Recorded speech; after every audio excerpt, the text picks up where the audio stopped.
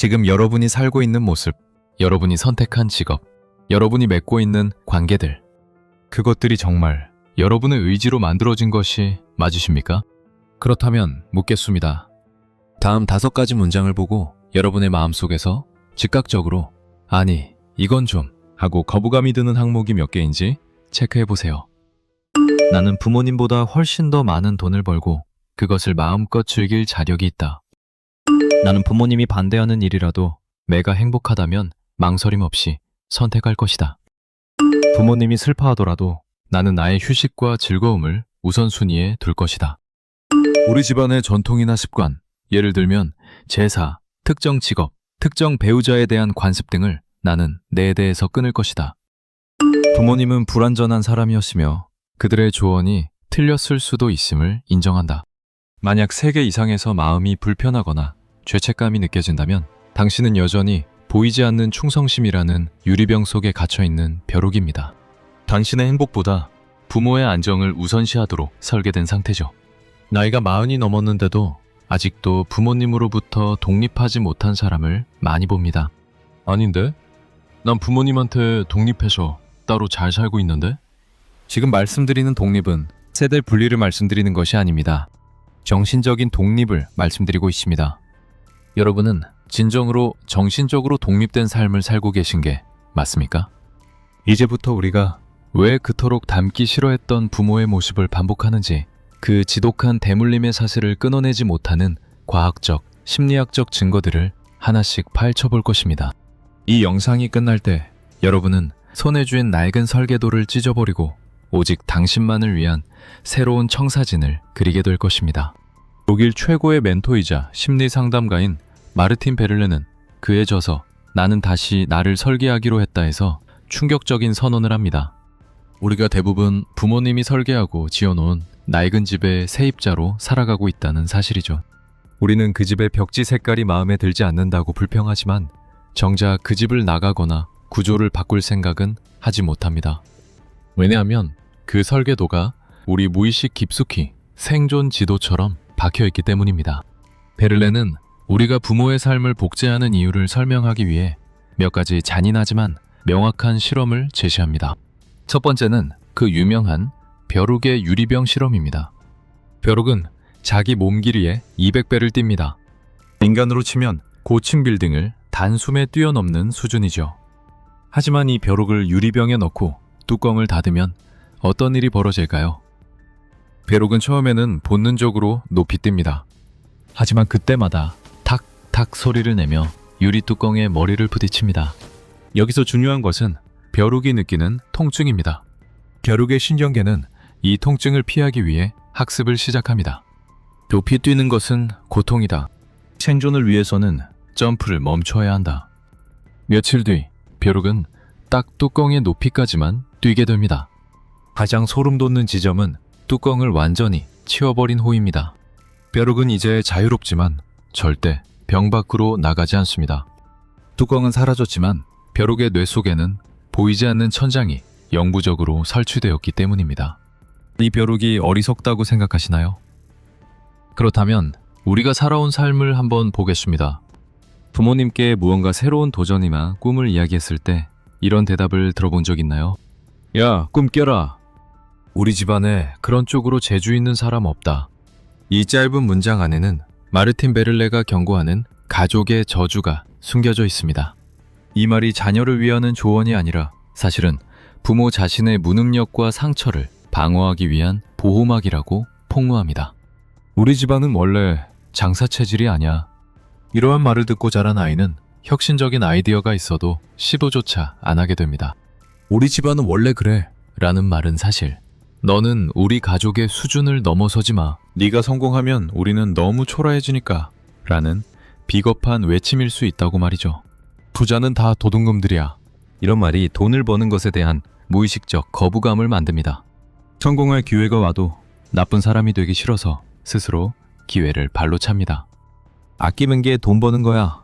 이 말은 생산적인 투자나 도전보다 결핍에 집중하게 만듭니다.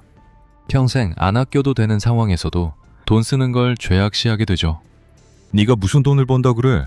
이 말은 자녀의 경제적 효능감을 싹부터 잘라버리는 말입니다. 중간만 가라. 남들 눈에 너무 튀지 마라. 이 말은 자신의 재능을 꽃피우기보다 남들 눈에 띄지 않는 평범함 속에 숨게 만듭니다. 남들이 너를 어떻게 보겠니? 이 말은 내 행복보다 타인의 평가가 인생의 기준이 되게 합니다. 너는 다 좋은데 그게 문제야. 칭찬 뒤에 비수를 꽂아 자녀가 늘 나는 어딘가 부족한 존재라고 느끼게 합니다. 이와 같은 말들이 바로 여러분의 유리 뚜껑입니다. 여러분은 지금 병 밖으로 나갈 충분한 근육과 능력이 있음에도 불구하고 어린 시절 느꼈던 그 심리적 통증이 두려워 스스로 점프를 멈추고 있지는 않으십니까? 두 번째 증거는 심리학자 이반 보조르메니 나지가 발견한 보이지 않는 충성심입니다. 베를레는 이를 생물학의 붉은 여왕 효과와 연결합니다.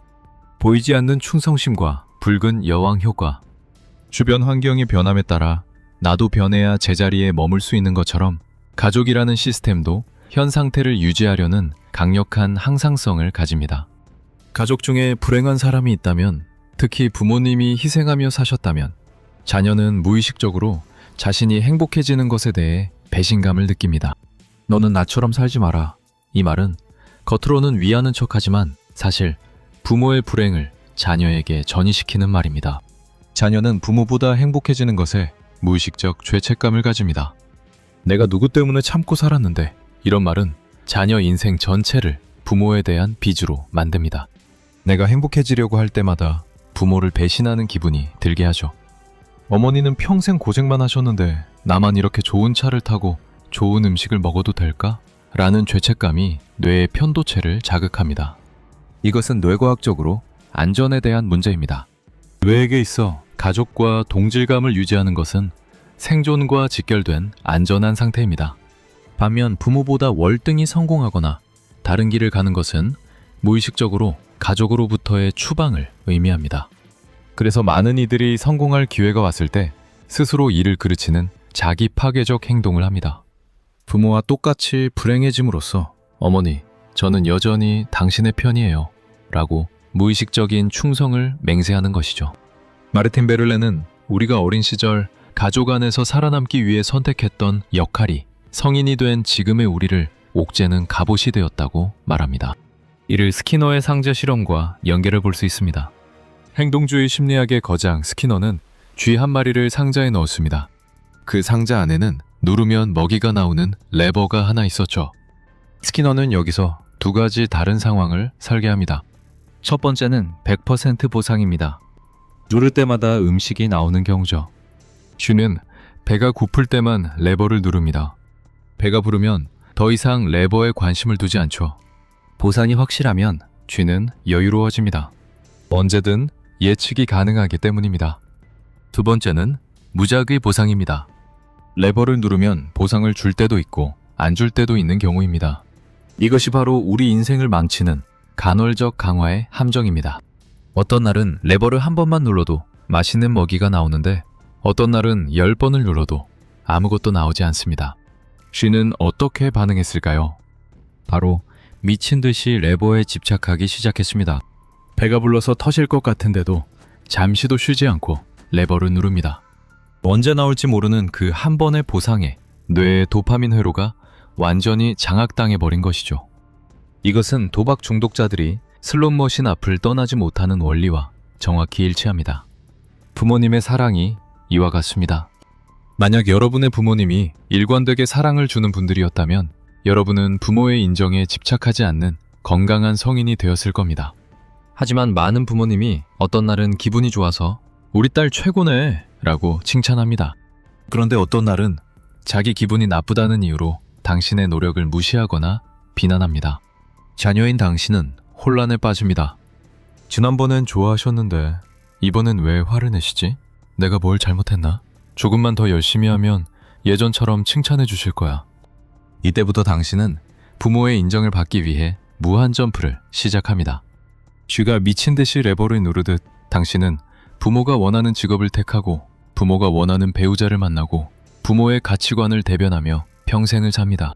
기분이 좋을 때만 칭찬하고 평소에는 무관심하거나 비난하는 부모 밑에서 자란 아이는 성인이 되어서도 언제 나올지 모르는 부모의 인정이라는 먹이를 위해 평생 부모의 눈치를 살피며 살게 됩니다.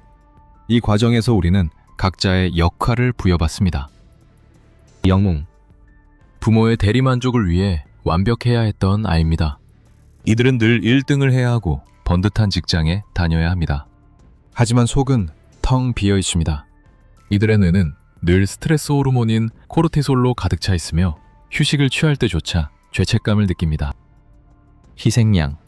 가족의 모든 문제와 갈등을 한 몸에 받는 존재입니다.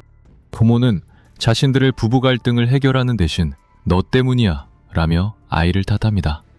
이 역할을 맡았던 이들은 사회에서도 늘 부당한 대우를 받는 자리에 자신을 배치합니다. 잃어버린 아이. 나라도 문제를 일으키지 말아야지 라며 존재감을 지워버린 아이입니다. 그들은 성인이 된 지금도 자신의 욕구를 표현하는데 극심한 공포를 느낍니다. 베를레는 말합니다. 공연은 이미 끝났습니다. 부모님은 관객석에서 떠났을지도 모릅니다. 그런데 왜 당신은 아직도 그 무거운 무대 의상을 입고 인생이라는 연극을 하고 있습니까?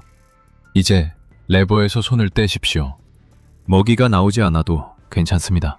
상자 밖으로 나가면 지천에 널린 게 먹이입니다. 당신은 쥐가 아닙니다.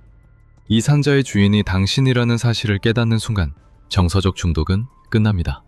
이제는 아셔야 합니다. 우리는 벼룩도 아니고 실험실의 쥐도 아닙니다.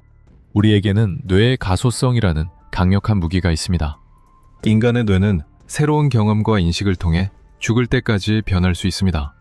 지금 바로 종이를 꺼내십시오. 그리고 여러분의 부모님으로부터 물려받은 모든 것을 적어보세요. 가져갈 것을 적어보세요. 부모님의 성실함, 따뜻한 눈빛, 책임감, 그리고 반납할 것을 적습니다. 돈은 나쁜 것이다. 여자는 조심해야 한다. 남에게 약점을 보이지 마라. 이러한 낡은 가치관들. 이것은 부모님을 부정하는 행위가 아닙니다. 부모라는 인간과 그들이 준 잘못된 설계도를 분리하는 지성적인 작업입니다. 진짜 성인으로서 성공하고 싶으신가요? 그렇다면 부모 말 잘 듣는 효자 효녀가 되고 싶다는 생각에서 벗어나세요. 부모의 인정을 받기 위한 노력을 이제 그만 멈춰주세요. 베를레는 몇 번이고 강조합니다. 진정한 성인은 부모를 실망시킬 수 있는 사람이다. 당신이 부모를 실망시키지 않으려고 애쓰는 한 당신은 결코 당신 자신의 인생을 살 수 없습니다. 여러분, 부모님의 슬픔이나 실망을 두려워하지 마십시오. 여러분이 부모님의 기대를 저버렸을 때 그들이 느끼는 감정은 그분들의 몫입니다. 여러분이 부모님의 감정까지 책임지려 할 때 여러분의 인생은 설계도대로 지어질 수 없습니다. 부모님을 실망하게 하는 것은 배신이 아니라 독립된 인간으로서의 출범입니다. 과거의 부모가 여러분의 가능성을 제한했다면 이제 여러분 자신이 자신의 부모가 되어주어야 합니다. 실패해도 괜찮아.